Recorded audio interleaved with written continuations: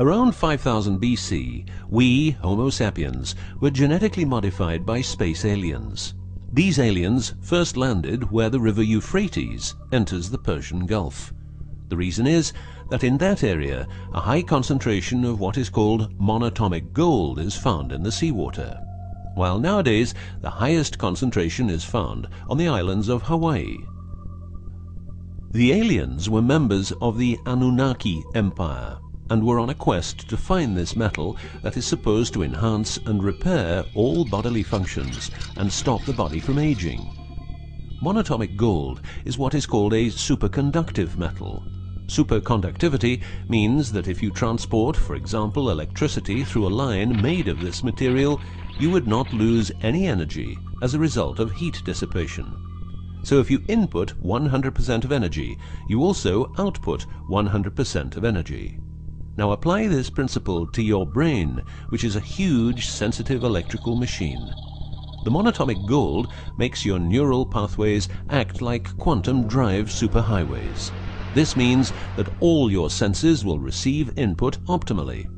In turn, these inputs will be processed optimally, and those parts of your brain you don't use will become more active, so enhancing your memory, making you better understand problems, allowing you to sense evil, detecting lies, becoming telepathic, and even being able to time travel in your mind by seeing the past or the future.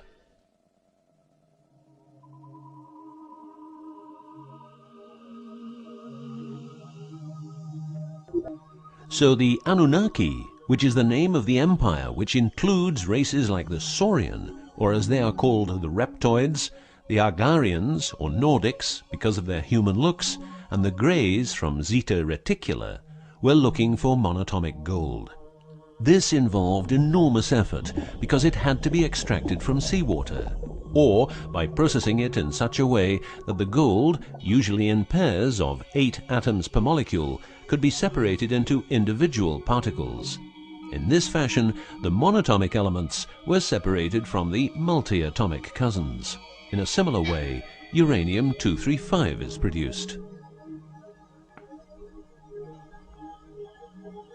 For the use as intelligent slaves, the Anunnaki took a man, let's call him Adamski, and took out a part of a rib. This is because the rib is a part of the human body that can be removed without causing too much damage, and because the rib contains bone marrow, it's a perfect source for DNA. The Anunnaki modified the DNA for a better manipulation of the humans and implanted it into a woman, let's call her Mulva. Mulva then had children with Adamski, and their children were, just like Mulva, genetically modified. These humans worked for the Anunnaki, but not a lot of humans knew about the Anunnaki, and then, for some reason, the Anunnaki disappeared. An interesting detail is that the symbol for human DNA resembles the word Yah, which is God, but surely this is a coincidence.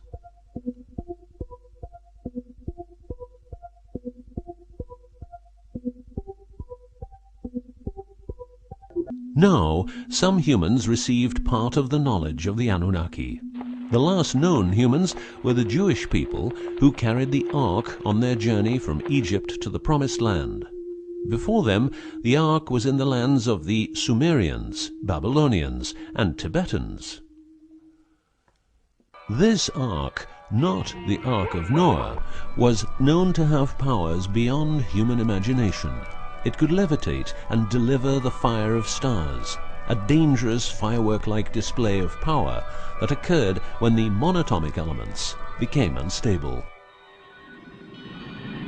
To make them stable again, you needed to know certain secrets, and with those secrets you could preserve the Ark and thus its powers. The humans who were close to the secrets of the Ark had long and prosperous lives. The best known was Methuselah, who lived to the age of 950. Wherever the Ark is, the culture thrives, and over the centuries it moved from Jerusalem to Rome to London, and is now supposed to be in the United States of America. The Ark always moves west, and will always keep moving west. From the very beginning, the people who own the Ark have never given it away, and great care is given to preserve the bloodline's purity of the holders of the Ark. Renowned conspiracy theorist David Icke studied the bloodline of George W. Bush. This he traced back all the way to the Sumerians, a people who lived in the southeastern part of what is now known as Iraq, where the river Euphrates meets the Persian Gulf.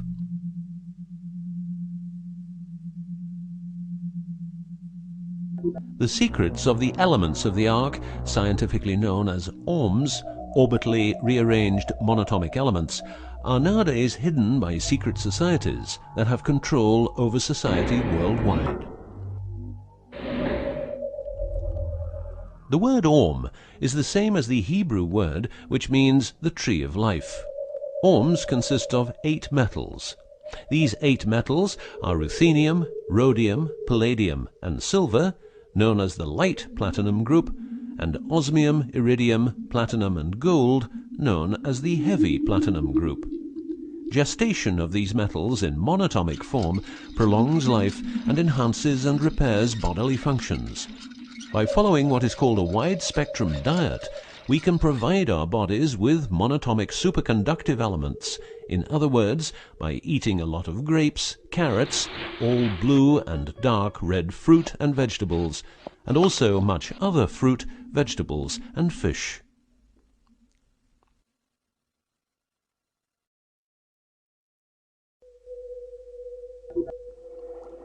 There are countless fragments of footage shot by both Russian and American astronauts, which show the vast number of lights that seem to be attracted by releases of electromagnetic energies by both the Earth and man-made objects such as satellites. In Building 8 of the Johnson Space Center in Texas, the USA, high-resolution pictures taken by satellites are photoshopped each day to remove proof of aliens. In the film The Secret NASA Transmissions, the footage, it becomes clear that astronauts have grown accustomed to these strange anomalies, and that even in 2000, an unprecedented cooperation between NASA, the Russian Space Agency, and a committee of UFO experts was formed to share knowledge on this subject. To better understand this whole story, a few revelations are in place. Everything vibrates because atoms vibrate, and that is because the subatomic particles are in harmonic resonance, a fancy word for vibration and keeping themselves in equilibrium. Gravity is vibration generated by the presence of mass, and it can be neutralized by altering the harmonic resonance of the gravitational field.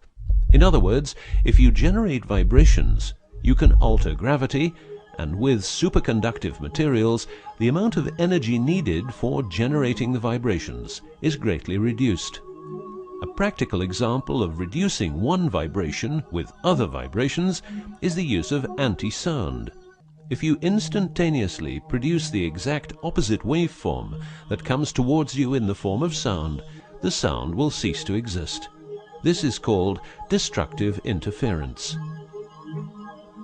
One of the forms of creating anti-gravity is called auditive levitation, a method used by Tibetan monks to elevate rocks over 250 meters high and 250 meters distance. By arranging drums and trumpets extremely precisely, together with some 100 men chanting, all arranged in a precise manner, the monks, after about 5 minutes, could levitate a rock weighing a ton and place it exactly where they wanted it. Theorists around the world theorize that huge monuments like those of the Egyptians and Mayan people were built this way. Other examples of anti-gravity we find in the vast amount of UFO sightings. These UFO sightings are actually experiments run by governments in their search for anti-gravity propulsion. So, if the technique is known, why don't we all transport using anti-gravity propulsion? For each year of technological advance, the military advances 44 years. All science is merely a means to an end.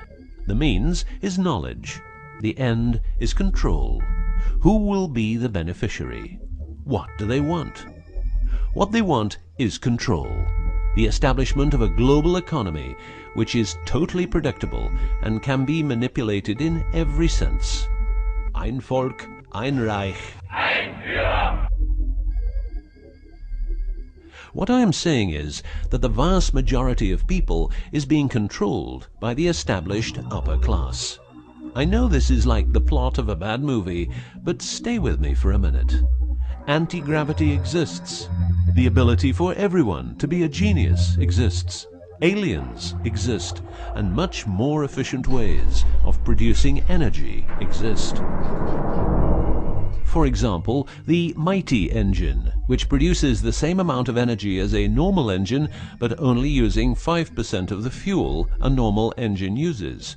Or the PAP engine, which without fuel, only driven by the power of zero-point energy and a small amount of noble gases, can deliver 500 horsepower for a period of 10 years. Or the Maternita machine of the Maternita commune, which has delivered 3 to 4 kilowatts out of thin air for the last 20 years. What would be the consequences for the upper class if they lose their monopolistic knowledge? What would happen to them if people would know about the secrets they're holding for us? If I don't need any more gasoline, what would happen? If I don't need any more electricity or gas, what would happen? If I don't need any more medicines from the pharmaceutical industry, what would happen? In order to ensure their powers, the upper class, some call them the Illuminati, handles a strict agenda. The agenda has the aim to prepare the world for world domination, beginning in the US and Europe. According to conspiracy theorists around the world, this is what they are doing as preparation. By the way, these people are extremely smart and fanatic, extremely rich, and they have tried it before. Then they were called the Nazis.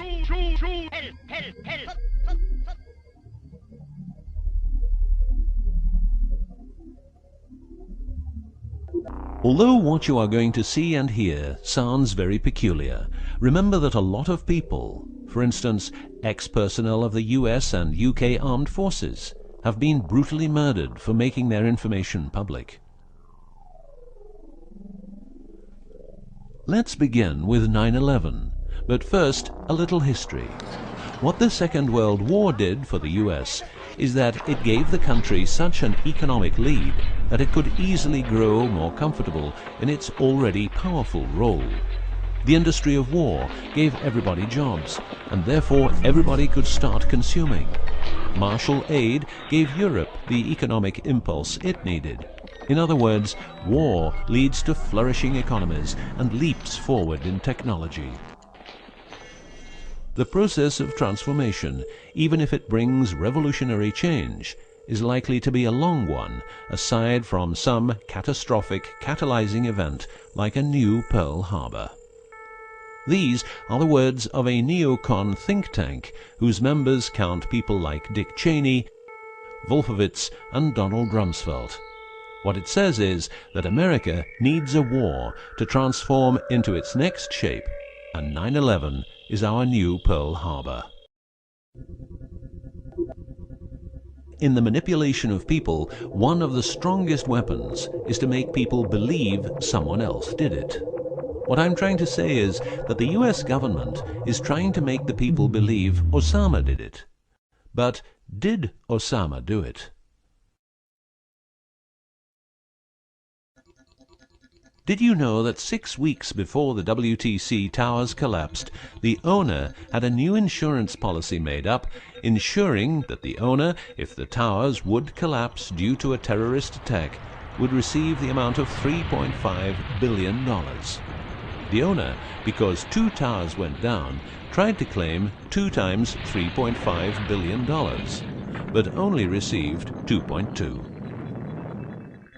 What happened to building number 7?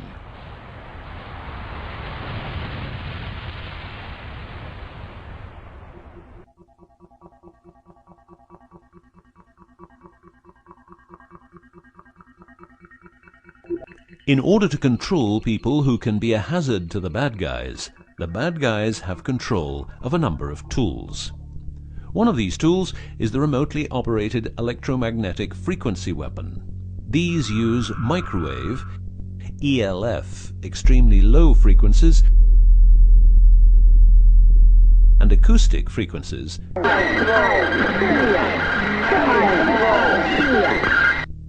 to covertly attack and harass innocent citizens. The use of frequency weapons on humans for behavioral control and murder is not new. For well over 50 years, neuro-electromagnetic frequency weapons have been perfected for their covert use in warfare. These classified, non-lethal or silent weapons, as they are known in the trade, have also been perfected by experimenting on an innocent and unsuspecting public since their early development. Directing a beam of frequencies to a human can cause a series of effects. A well-known effect is ELFs causing nausea, headaches, wild racing heart without cause, sudden violent itching in different parts of the body. A frequency weapon can look like this, or like this. Its shape depends on how frequencies have to be directed to the target. Did you know that the US Patent and Trademark Office holds a vast amount of patents for machines which can be used in direct or subliminal mind control systems? Here are a few. Method and system for altering consciousness. Superimposing method and apparatus useful for subliminal messages, subliminal message generator. Enough about the frequency weapons. Check this link to learn more.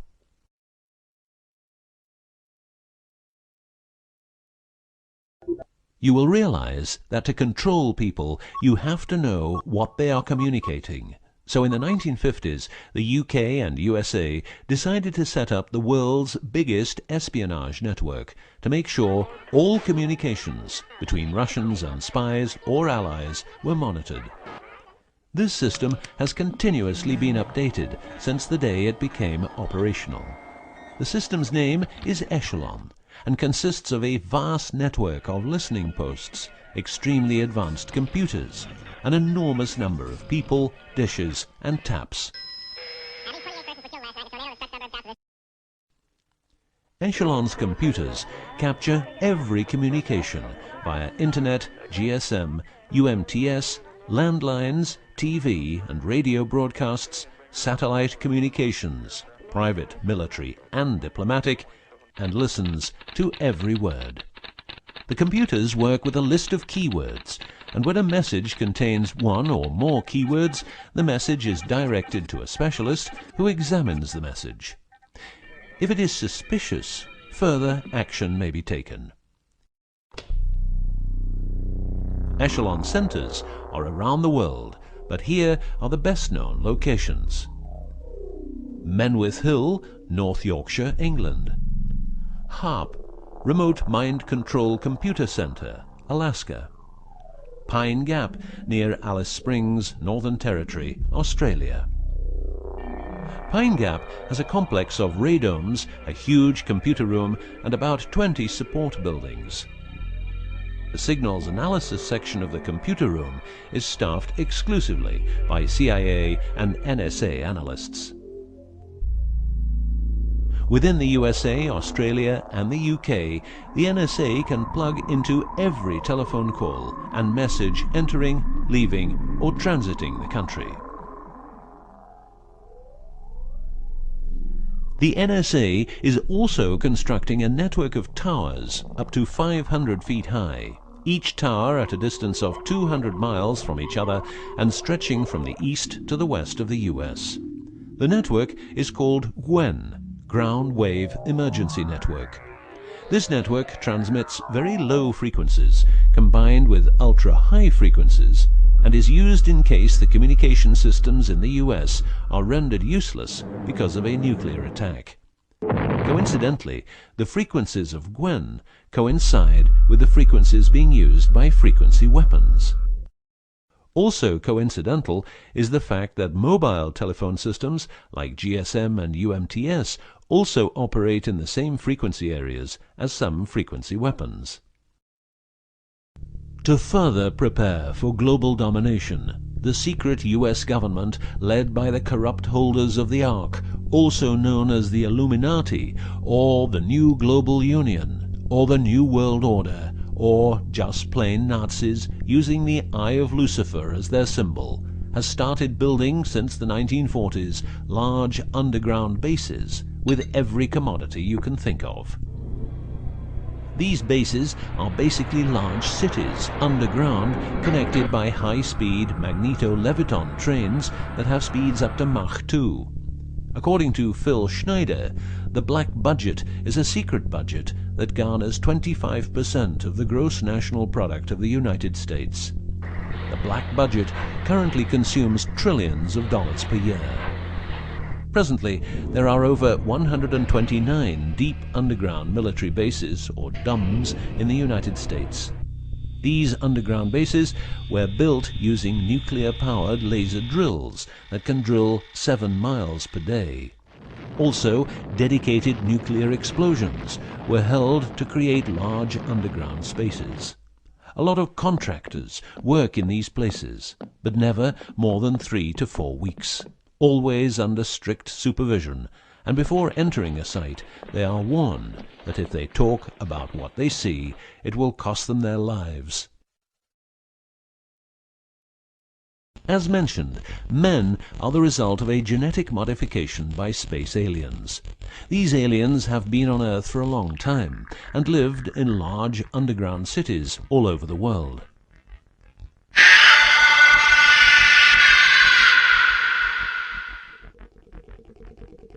Collaboration with modern governments began as early as 1933 with the Bavarian Illuminati and Thule secret societies, and this collaboration was brought into America via the CIA, which was established with the help of American Nazi agents as well as European Nazis who were brought into America through Project Paperclip and other operations. It was agreed that the aliens and the upper-class secret government would help each other, as agreed in the 1954 Greada Treaty. By 1979, the aliens didn't respect the treaty at all, and it was in this year when, at Dulce Air Force Base, a huge underground base was being built, and during excavation, an underground alien city was discovered. There are several species of aliens working with the U.S. at the Underground 7 level facility at the Alien U.S. Government Biogenetic Research Base in Dulce, New Mexico. The reason they help the U.S. government is because the aliens need space here on Earth for conducting experiments on humans and storing humans in suspended states for reasons unknown. In exchange, the aliens give the U.S. government technology. Examples of these technologies are stealth aircraft, anti-gravity propulsion, genetic research, quantum technologies, computer technology, biological warfare, medicine, GSM, etc. The greatest weapon the devil has is the disbelief people have in him. The devil represents evil, and those who want to dominate are the evil ones because they keep their knowledge from saving lives and improving the world. Instead, the evil ones will make the people more docile and stupid, using more tricks in order to achieve their goal, which is world and universal domination. The story of the aliens seems so unreal that, like the devil, it is subject to ignorance and ridicule, and that is its greatest weapon. In the past and present, the evil ones have tried a number of methods and products to manipulate people. AIDS, invented by a laboratory in Chicago, Illinois in 1972. It was a biological weapon to be used against the people of the United States. Second, the U.S. government has a Tesla device to generate earthquakes. NASA only landed on the moon once. Almost 90% of drugs trafficking is organized by the biggest secret services in the world, like CIA, NSA, MI5, MI6, and so on. Since the US is in Afghanistan, poppy production has reached an all-time high, and never has there been so much heroin on the market. People who don't need drugs needn't worry. Their needs are covered by the pharmaceutical industry. The global warming story is a hoax. The Earth is warming up, but not as a result of CO2 produced by man, but because the cycle of the Earth is just like it is. Remember that 10,000 years ago, the whole northern part of the world was covered in ice. It's what we call an ice age. The Ark, in its recent form, started its journey in the deserts of Egypt and was carried to the Holy Land by the Jewish people. In Jerusalem, the Ark started its journey around the world heading west. Everywhere the Ark has been, one or more obelisks are erected as a symbol of establishment. In the future, the Ark will travel to China, Russia, Iran, until it reaches Jerusalem again, which means the whole world will be under the influence of Lucifer's eye. That will be the moment the Anunnaki Empire will settle and rule Earth uncovertly. On many important sites in the world, buildings carrying symbols of Lucifer's return are common. The best known example is the Pentagon, which suggests a pentagram referring to the Jewish symbolism and the symbolism of the Ark. Another example is the Israeli High Court. It's a building with dozens of satanic and secret symbols. Like the eye of Lucifer, an inverted cross you can walk on, its numerical anomalies. It was built in exactly 750 days. Used exactly 250,000 stones, all hand-laid, and was funded by the Rothschilds, the founders of the central banks and the World Bank. These buildings celebrate the coming of and will serve as headquarters for the evil ones. From here, every communication will be monitored. The underground cities will then be used as detention camps, where the bodies of resistance people will be converted into soulless zombies.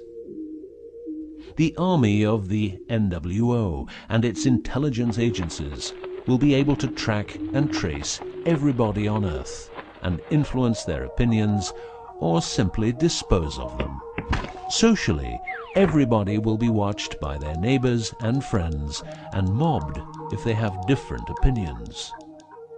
The rich, richer and smarter, the poor, poorer and dumber, will support the pyramid with Lucifer's eye on top, as it has always been.